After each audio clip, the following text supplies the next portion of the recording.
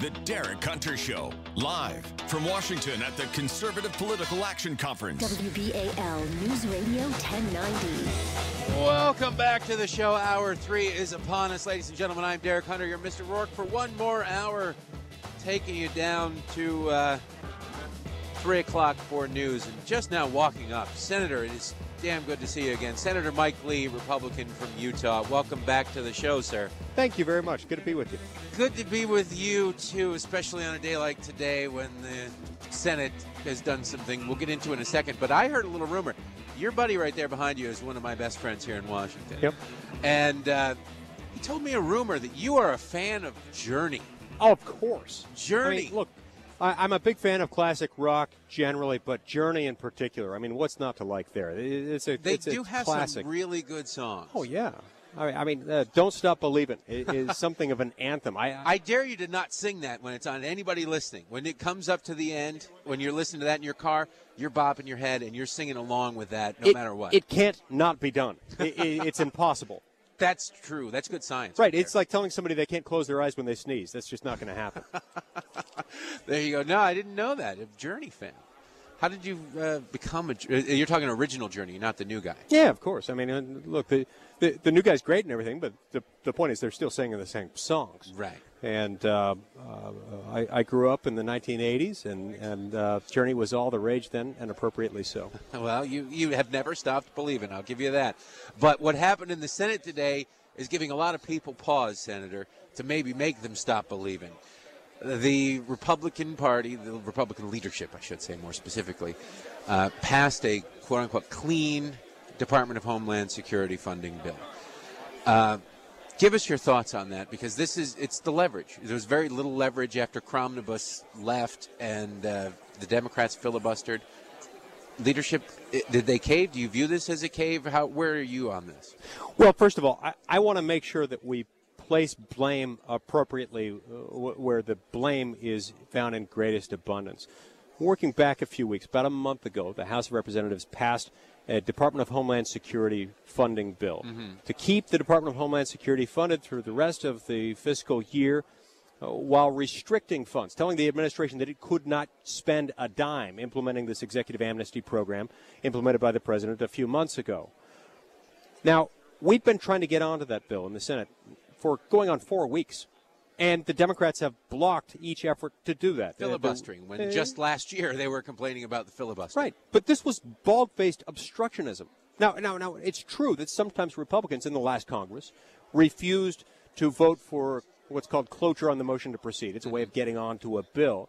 But we did that when Harry Reid was blocking amendments, when Harry Reid was saying there will be no debate on this. We'll get onto it, and then there will be no amendments.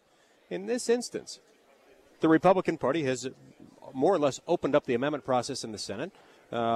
Mitch McConnell was telling the Democrats, look, get onto the bill, and I'll let you have amendments. They still refused to let us get onto it. It really is hypocrisy of the highest order. Now, this bill goes to the House. It's unclear how quickly the House will move on it. The House is expected, I believe, to pass a couple of weeks extension for DHS funding.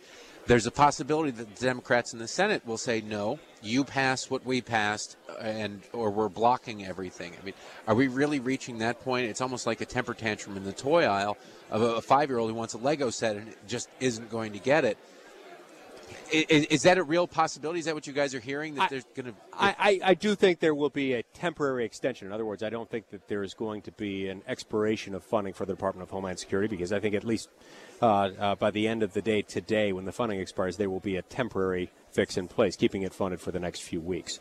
Where it goes from there is really up to the American people and up to their elected representatives in the House and in the Senate. And the point that I've been trying to make today, and the point that I made on the Senate floor today as we were going through these votes, is that we cannot allow the president to act as though he were a government of one. He is not. We have a Constitution. That Constitution puts the legislative power, the power to make law, in the hands of Congress.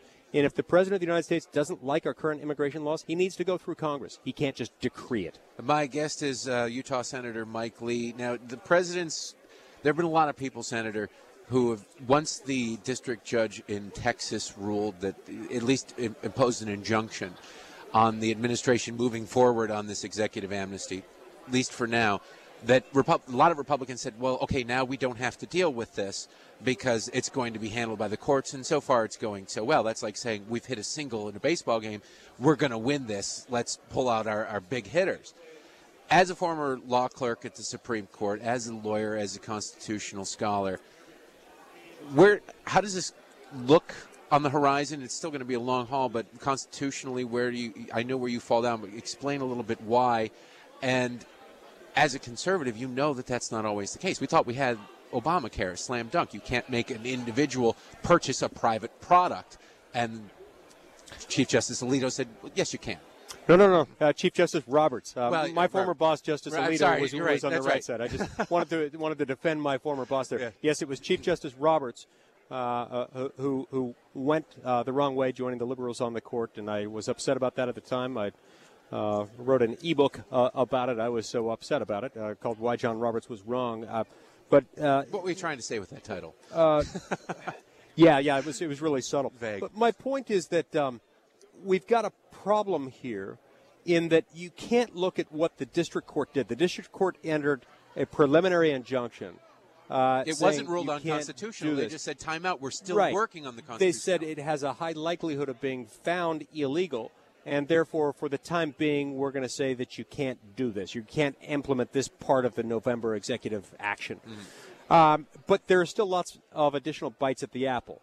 The government is now challenging that in the U.S. Court of Appeals for the Fifth Circuit. Beyond that, if they don't get relief there, they might well go up to the Supreme Court. And I don't know if you want me to talk about all the other litigation challenges, because I will bore your listeners to tears. Just in general, because people think that they're off. This is a stop. They've stopped it, and it's not the case. There are actually likely to be 3 different series of appellate challenges in this, the first 2 of which are likely to occur in the next few days to few weeks, few months at the most. So the point is, we don't know how that litigation is going to turn out, and I think it would be unwise for us to proceed as if that preliminary injunction is going to stick. You would think that Republicans would have learned from Obamacare to relying on the courts. Like, okay, we are going to rely on the courts. The courts don't have you never know really. I mean, as somebody who worked on the Supreme Court, I imagine your time there as a clerk, you saw things that surprised you. You thought it was going to go one way and it went the other way. So it's little comfort to conservatives to rely on the Supreme Court. We should never rely on the Supreme Court to back us up, because you have to win the battle. That's exactly right. And in fact, I've written an entire book just about that. It comes out April 7th. It's called Our Lost Constitution. And the gist of that book is we have to get away from the idea that so many of us have that the Constitution is something that only the courts worry about, or that the legislative branch can just say, well, we defer to the courts on that issue. A lot of problems have occurred as a result of the fact that members of Congress and presidents have taken that approach. And in the process, they stopped reading the Constitution. They stopped taking personal responsibility with what they themselves have an obligation to defend under the Constitution. Last question for you, Senator Lee, and I appreciate you stopping by. How much of this sort of concept is the blame of Congress? Not the current one per se, but past Congresses writing vague laws that say the Secretary shall figure. Basically, I want the government to do this.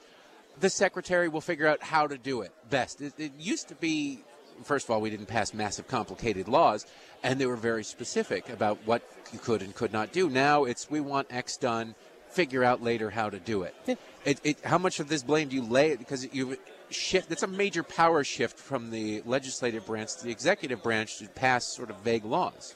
I'm going to make a lot of people unhappy with what I'm about to say in response to that question, but almost all of it is Congress's fault. We're kidding ourselves if we think that we can come up with a system of laws that delegates all of this lawmaking power to the executive branch. We're kidding ourselves if we don't think presidents, Democrats and Republicans are alike, are going to abuse that. We're kidding ourselves if we don't think that's going to result in an erosion of not only our constitutional order, but also liberty itself. So, yeah, this is Congress's fault. It is overwhelmingly Congress's fault, and we've got to turn it back. I want to stand up and cheer you when we're on the radio, but no, that's the exact answer I was hoping to hear. Senator Mike Lee, Republican of Utah, always a pleasure. Thank you so much for stopping by. You're listening to Derek Hunter Show on WBAL.